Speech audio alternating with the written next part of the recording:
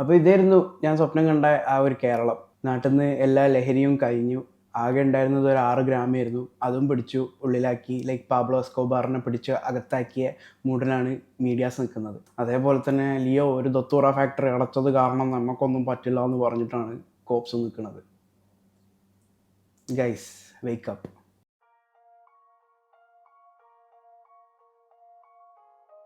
ഈ സെയിം മന്തിൽ തന്നെ ഇവിടെ നടന്ന ബാക്കിയുള്ള കഞ്ചാവ് അതേപോലെ ലഹരി വസ്തുക്കളുടെ ന്യൂസിനെ കുറിച്ച് നിങ്ങൾക്ക് എന്തെങ്കിലും ഐഡിയ ഉണ്ടോ?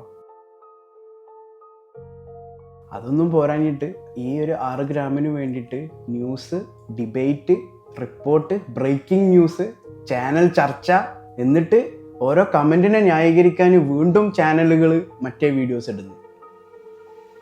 എന്തിന്? എന്തുകൊണ്ട്? ഓരോരുത്തർ കമൻറ്റിൽ പറയുന്നത് വേടൻ ഈ നാടിന് വെല്ലുവിളി. I am not supporting the thing which he did. ഇല്ലീഗലായിട്ട് ചെയ്ത ഒരു കാര്യം ഞാൻ സപ്പോർട്ട് ചെയ്യുന്നില്ല.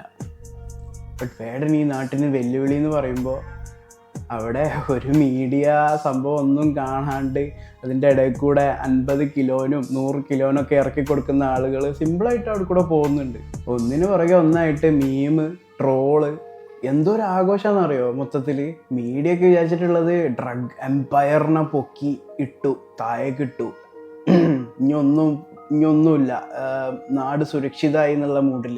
ലൈക്ക് അത്ര സന്തോഷത്തിലാണ് മീഡിയ ഇത് കൊട്ടി ആഘോഷിക്കുന്നത്. പിന്നെ കോപ്സ് ലിറ്ററലി ലൈക്ക് വരച്ചത്ര മൂഡിൽ പൊക്കി, ഇനി അവൻ അങ്ങോട്ട് കൊണ്ടുപോകണം, ഇങ്ങോട്ട് കൊണ്ടുപോകണം. അവനെ കൊണ്ടുപോകുന്നൊരു രംഗം കണ്ടു ഞാനൊരു വീഡിയോയിൽ. ഇവിടെ ജ്യൂസിലൊക്കെ മറ്റേ വിഷട്ടെടുത്ത് കണ്ട് ഏതോ ഒരുത്തനെ കൊന്നിരുന്നു. അവളെ കൊണ്ടുപോയത് അവളോട് കൊയ്യമ്മ കൈയൊട്ടി കണ്ടിരുന്നു. പാർഷ്യാലിറ്റി ആണോ എന്താണ് പ്രശ്നം എന്നുള്ളത് അറിയില്ല. I don't know. ഒന്നിൻ്റെ പുറകെ ഒന്ന്.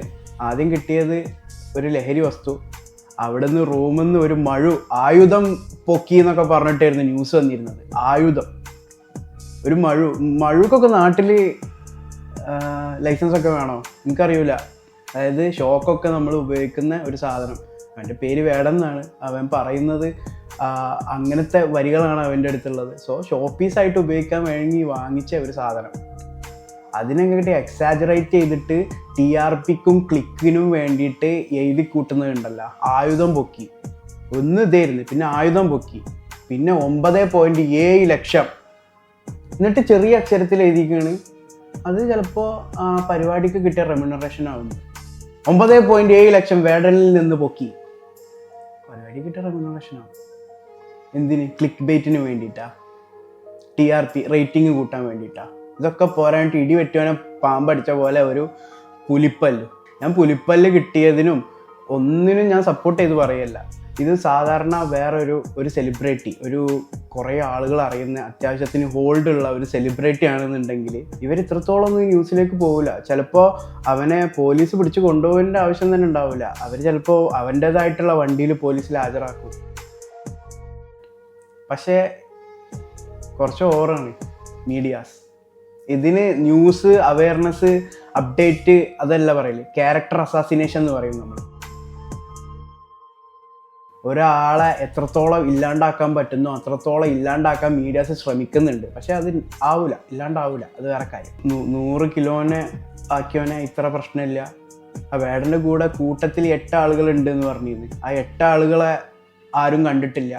എന്തുകൊണ്ട് വേടൻ മാത്രം എല്ലായിടത്തും ഫ്രണ്ടിൽ, ഫേസിൽ, തംബ്നെയിലും, ഇൻസ്റ്റഗ്രാമിൻ്റെയിലും എല്ലാത്തിലും മുന്നിൽ എന്തുകൊണ്ട് വേടൻ മാത്രം? ക്ലിക്ക്. അത്രേ ഉള്ളൂ.